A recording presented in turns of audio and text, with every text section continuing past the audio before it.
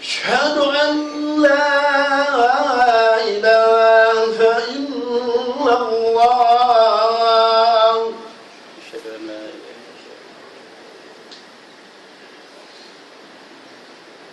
أشهد أن محمدا رسول الله أشهد أن محمدا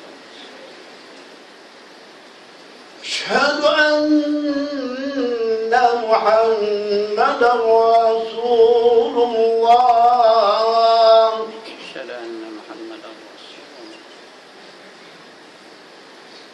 حي على الصلاة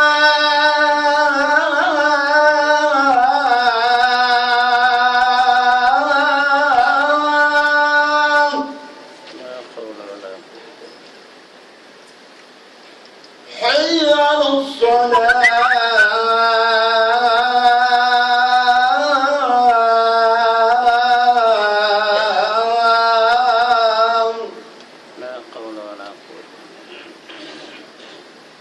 حي على الفلاح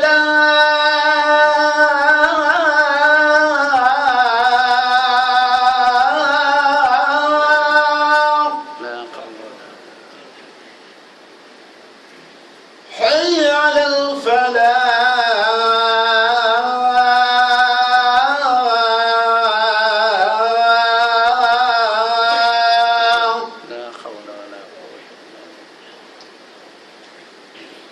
الله أكبر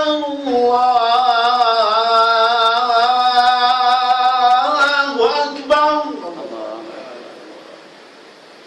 لا إله إلا الله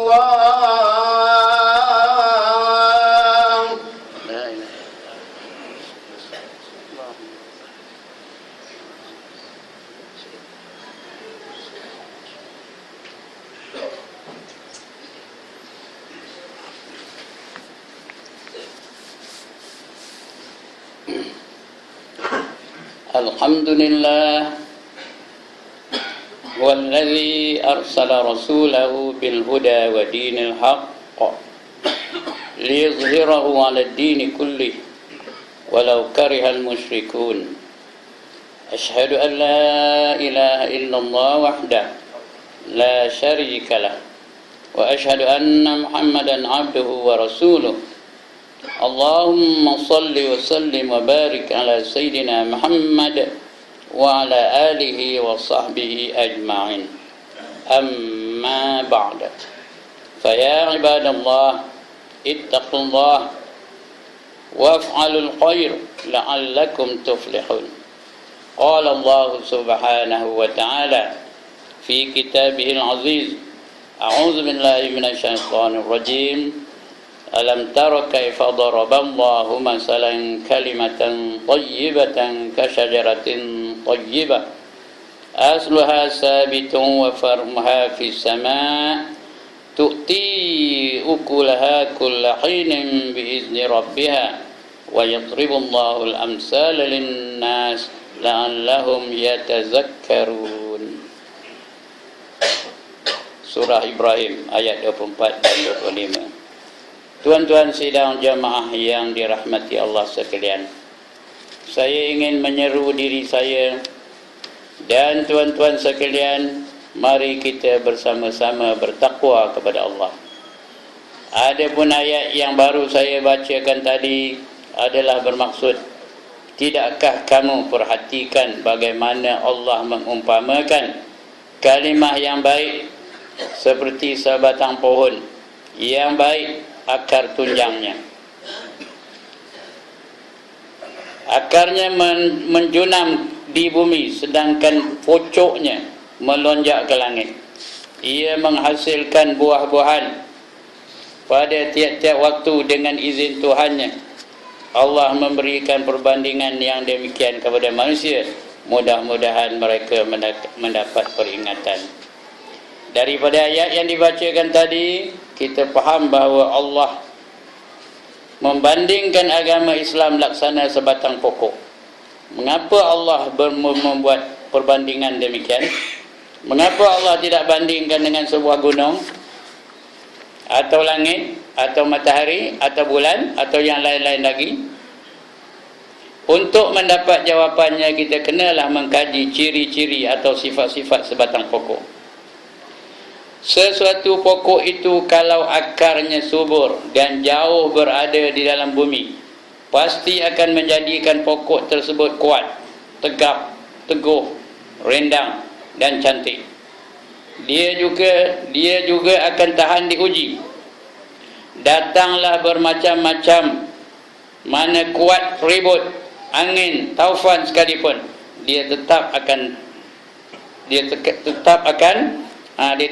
tumbang atau tercabut, malahan akan bertambah cantik, kerana angin ribut tadi akan menggugurkan segala daun-daun yang kering dan ranting-ranting reput yang selama ini mengurangkan kecantikan pokok itu. Demikianlah bandingannya dengan manusia. Jika seseorang itu imannya kuat dan jauh berada di dalam lubuk hatinya, manusia itu pasti akan menjadi kuat, tegap dan cantik, jasmani dan rohaninya. Dia juga akan tahan diuji, sama ada ianya dihina, dipulau, diugut, dipujuk, diberi rasuah dan sebagainya. Dia tetap akan mempertahankan imannya, ibadahnya dan akhlaknya. Selain daripada itu, pokok tadi akan mendatangkan manfaat bukan hanya pada dirinya tetapi kepada makhluk-makhluk yang lain seperti manusia, binatang dan burung-burung akan mendapat faedah daripada buah-buahannya yang dihasilkan oleh pokok itu. Begitu juga bandingannya dengan manusia.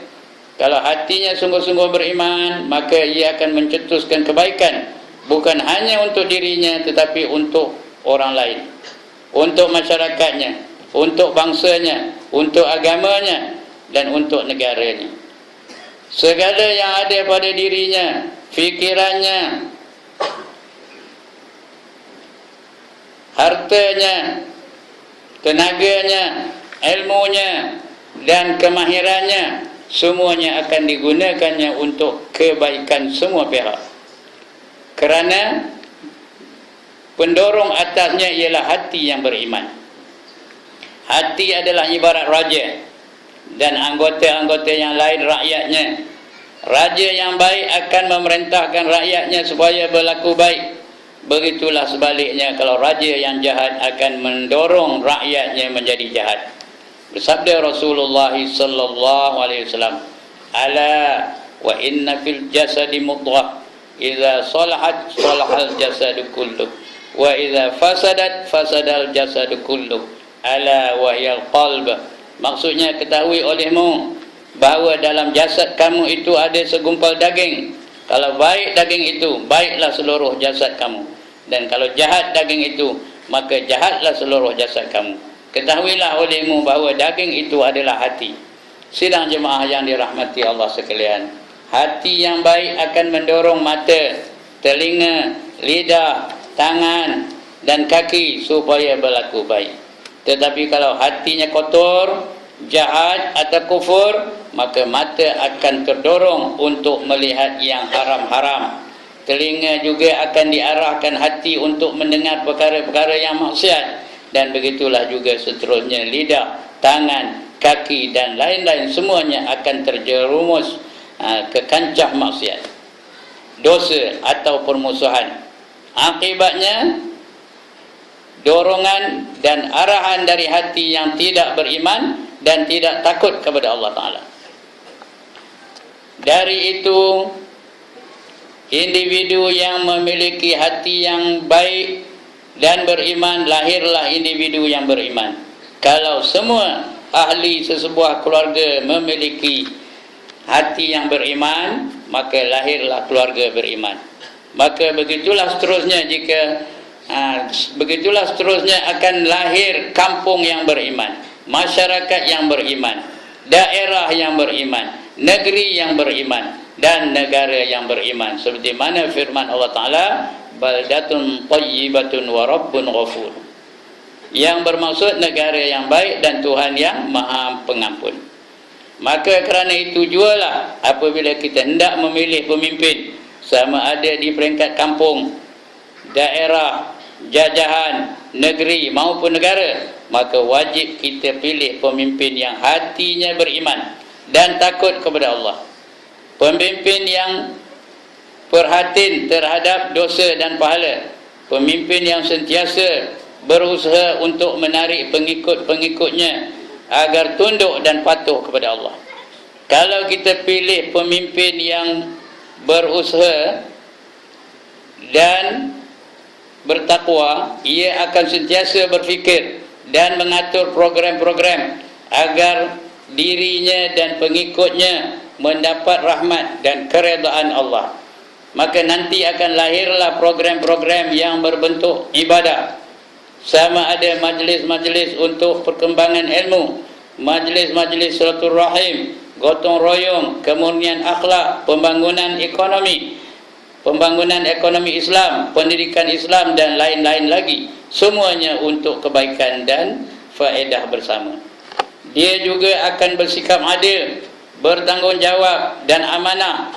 Dia tidak akan menyalahgunakan kuasa dan kemudahan-kemudahan yang diamanahkan kepadanya, kerana dia tahu bahawa ianya akan ditanya oleh Allah di akhirat nanti. Dia tahu pangkat yang diterimanya itu bukannya suatu kebanggaan, bukan suatu anugerah, tetapi adalah suatu amanah dari Allah yang Maha Kuasa. Sebaliknya, kalau kita pilih pemimpin yang hatinya tidak takut kepada Allah, yang tidak kira halal atau haram, yang beriman, yang imannya hanya di otak dan bukan di hati, atau kita pilih pemimpin yang langsung tidak beriman, maka lahirlah pula aktiviti-aktiviti yang mendatangkan kemurkaan Allah. Mereka akan menganjurkan majlis-majlis maksiat dan mungkar, seperti sokan yang mendedahkan aurat, tari-menari dan nyanyian yang diharamkan oleh Islam. Dan mereka juga akan menghalalkan apa yang telah diharamkan oleh Allah, seperti minum arak, berjudi, bergaul bebas antara lelaki dan perempuan, riak dan lain-lain lagi. Semua ini adalah program-program rasmi, dan tidak ada sesiapa yang boleh menghalang mereka, kerana mereka adalah pemimpin yang mempunyai kuasa. Lebih parah lagi, kita yang tidak suka kepada maksiat dan kemungkaran itu terpaksa juga terlibat sama dalam urusan bagi menjayakan program-program tersebut.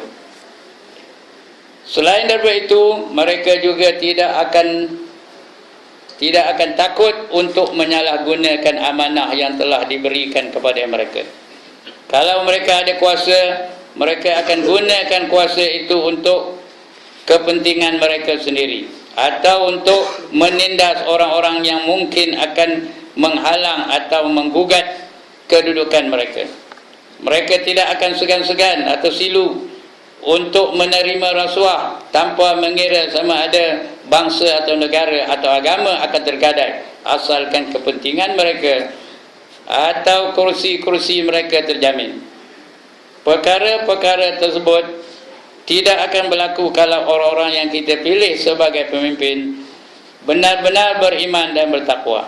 Mereka akan berusaha dan agar kehidupan masyarakat yang dipimpinnya aman dan tenteram, bebas dari maksiat dan mendapat keredaan dan keberkatan dari Allah.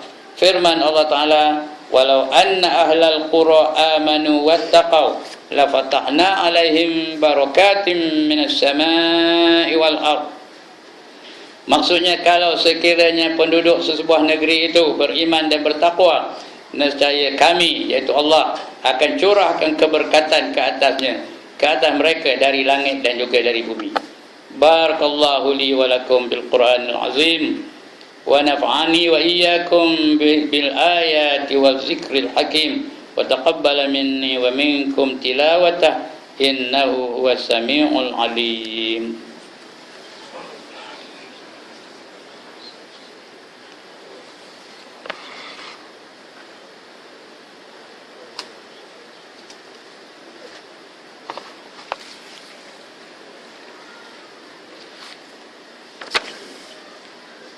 Alhamdulillah. Alhamdulillahillazi waffaqana biada'il jumu'i wal jama'at wa hadana ila sabilit ta'at. Ashhadu an la ilaha illallah wahdahu la syarika lah wa ashhadu anna Muhammadan abduhu wa rasuluh. Allahumma salli wa sallim ala Sayyidina Muhammad wa ala alihi wa ashabihi ajma'in. Amma ba'da. Fa ya ibadallah ittaqullah. Ikhwanil muslimin, bertakwalah kamu kepada Allah dengan mematuhi segala perintahnya dan menjauhi segala larangannya.